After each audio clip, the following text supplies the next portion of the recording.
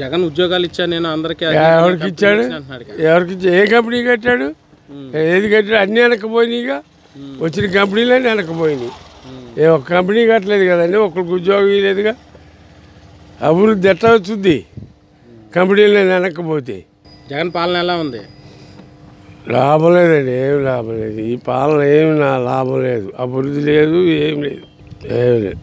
పార్ప చెట్లు చూడే రకంగా పెరిగిపోయిందో, అడివైపోయింది పొలం అంతా. ఇప్పుడు అది ఒకవేళ బాగు చేసుకుందామన్నా కూడా ఎకరానికి 25 వేలు అవుతాయి. అవి కూడా లేవు మా దగ్గర. 3 సంవత్సరాల నుంచి కౌలు కూడా ఇట్లా. ఇది 3 ఏడు. ఈ దెబ్బకెళ్తే ఇక్కడ తీసుకుపోతాడు. ఇది ఇంతే సంగతి. మరి నేను కూడా చెప్పొచ్చు, నేను రైతునేగా, నాకు 25 ఎకరాలు ఉన్నాయి. రైతునేగా నేను. ఎందుకు చెబుతున్నాడు? ఒకసారి చూడు అన్నాడు. సర్వనాశనం చేశాడు. మద్యపాన నిషేధం జరిగిందంటే మరి ఆయన చేశాడో చేయలేదో ఆయనకే తెలియదు. మద్యపాన నిషేధం ఎక్కడ జరగలేదండి. కుటుంబాలు నాశనం అయిపోతున్నాయి.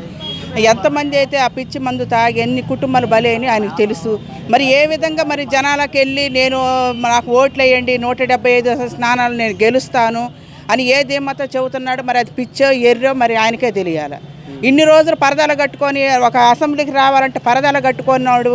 ఈరోజు జనాలకి ఏ విధంగా జనాల్లోకి వచ్చి మాట్లాడుతున్నాడు.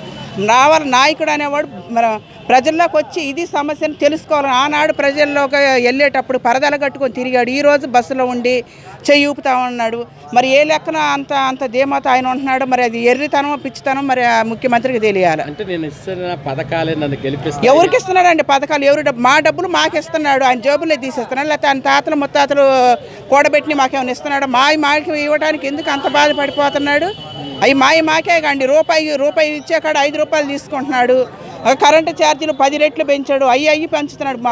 నిత్యావసర ధరలు ఎంత రేట్లు పెరిగినాయి. సామాన్యులు బతికే రోజులు కాదండి ఇవి. ఈసారి ఈయన వస్తే మటుకు అడుక్కు తినే రోజులు ఇవి.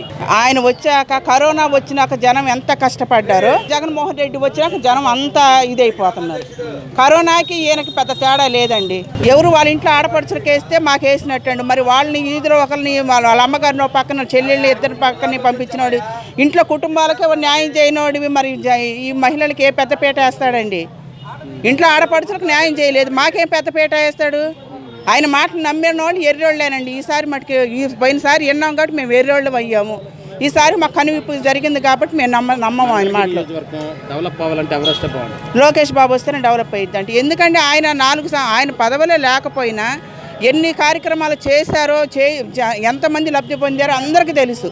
ప్రతి ఒక్కరు తెలుసు. మరి ఎమ్మెల్యే ఆర్కే గారు ఉన్నాడు కానీ ఏ రోజు ఆయన గెలుస్తున్నా కూడా ఏ రోజు ప్రజల్లోకి వచ్చి ఏంటమ్మా మీ సమస్య అని తెలుసుకున్నాడు కాదు.